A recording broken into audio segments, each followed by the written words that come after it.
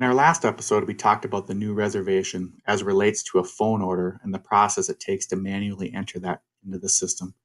If you haven't seen that video, I'd recommend you go watch it because there's good information there about what data we collect and how the reservation's laid out. Today, we're going to review the use case for the property management company. This involves pulling reservations directly from the property management system into our system.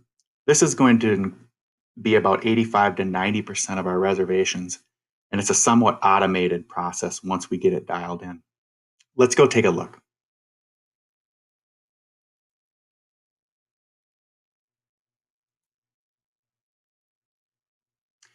On the import screen, I'm going to provide two criteria: the dates or the date range that I want to pull reservations for, and which property management company. For the sake of time, I'm going to run over to a batch that I've already run to give you an idea of the type of scenarios we're going to run into. The first one here is the no action required. This means the system already has seen this reservation, it knows what it is, and nothing's changed. So we can sort of ignore those. Here's an example of a new one. The system didn't have this. It knew exactly what the property was, what all the line items were, and created the new reservation without any issues. We run into one here where the system didn't know what the property was. So it's going to ask us, it's going to say, I cannot match this property. Please tell me what this is. So we're going to teach the import what this property is. And we're going to do that by either looking into the system if it's already there and there was a misspelling, we can choose something that's already there. Or we're going to add a new property, and we're going to do that by hitting the add new property function here and giving the system the information it needs.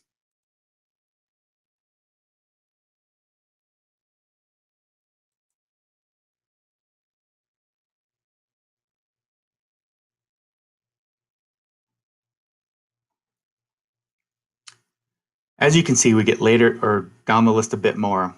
Here's another property, it didn't know what it was, but it also ran into a line item and it didn't know what it was. Every property manager calls things differently, so we want this import to be flexible enough to accommodate that process. We're not going to require the property manager to name something a certain way so we know what it is. We're just going to teach our system how they name it, and then we're going to act accordingly.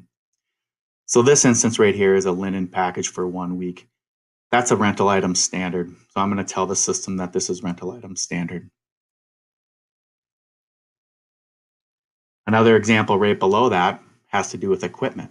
Again, they're going to call this something different than every other property manager will.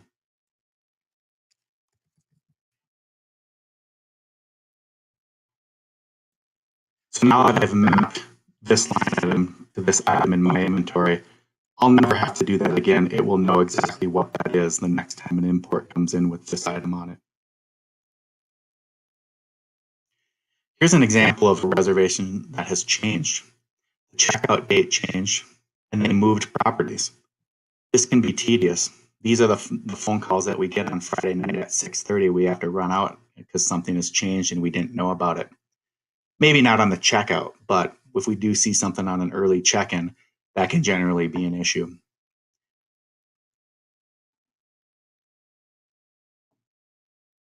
Again, a reservation has changed.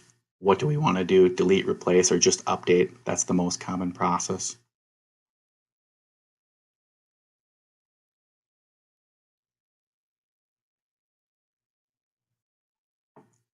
I'm going to run over to another batch to show you what it's going to look like when the system's pretty dialed in.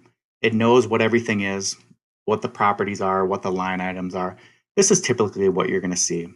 All these reservations are just going to import. There's really nothing to do but look for things that have changed in the system. New check-in dates, that's a big one. As you can see, there's a lot of reservations that are just automatically being imported into the system.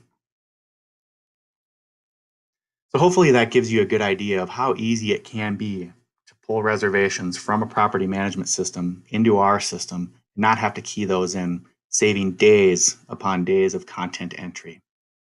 Thank you.